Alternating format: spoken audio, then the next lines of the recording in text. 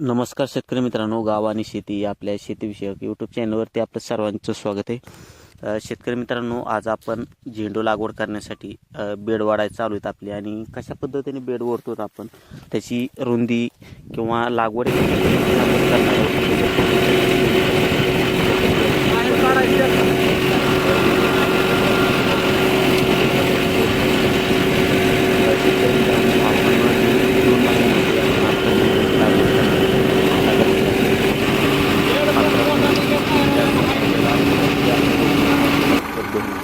त्यापूर्वी आपण जे पूर्वीचे नियोजन आहे ते करणार आहोत. आपण काय केलं आहे, नांगरणी करून त्याच्यामध्ये रोटावेटर मारलेलं आहे आणि रोटावेटर मारल्यानंतर आपण बेड वाढायला चालू आहेत. बेड हे आपण दोन पद्धतीने ओढू शकतो. एक तर सरीने देखील ओढू शकतो आणि दुसरं म्हटलं तर बेड यंत्राने देखील आपण ओढू शकतो. काय काय आता जागेवरती अल्टर आपल्याला मिळतं आहे की जे बेड देखील ओढतं आहे, ठिबक देखील हातरतं आहे आणि मल्चिंग देखील हाताळतं आहे. परंतु आपण वेगवेगळ्या पद्धतीने नियोजन करण्याचा विचार केला आहे. याचं कारण काय, तर रान आपलं थोड्या प्रमाणामध्ये ओलसर असल्यामुळं काय व्हायला लागले, लगेच मल्चिंग जर हाताळली त्यामध्ये बुरशीचा प्रभाव असेल किंवा हुनीचा प्रभाव असेल हा जास्त प्रमाणात होऊ शकतो. त्यामुळे आपण 2 टप्प्यामध्ये हे कामं आपण निवडलेले आहेत. बेडची रुंदी ही साधारणपणे आपण 5 फूट रुंदीचा बेड हा आपण तयार केला आहे. आणि बेडची उंचीचा जर विचार केला तर साधारणपणे 1 फुटापर्यंत उंच बेड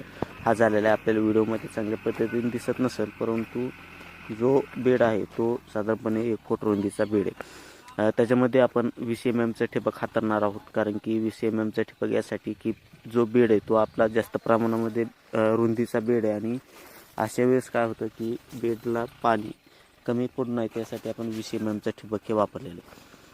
जून महिन्यामध्ये किंवा मे महिन्यामध्ये देखील लागवड करायची असेल तर पाण्याचं नियोजन असेल तरच लागवड करा. कारण की पाऊस कधी पडेल याची शक्यता नसते आणि अगोदर ती जर नियोजन केलं तर खूप मोठ्या समस्याला आपल्याला सामोरं जावं लागतं. तर हा सविस्तर विचार करूनच आपण झेंडू लागवड केली पाहिजे. तर शेतकरी मित्रांनो, आणखी आपल्याला झेंडू लागवडीविषयी अपडेट्स देण्यात येतील, लागवड कशा पद्धतीने करायची. तर व्हिडिओ कसा वाटला, व्हिडिओ जर आपल्याला आवडला असेल तर व्हिडिओला आपल्याला लाईक करा, यूट्यूब चॅनलला सबस्क्राईब करा आणि फेसबुकवरती हा व्हिडिओ पाहत असाल तर फेसबुक प्रोफाईलला फॉलो नक्की करा.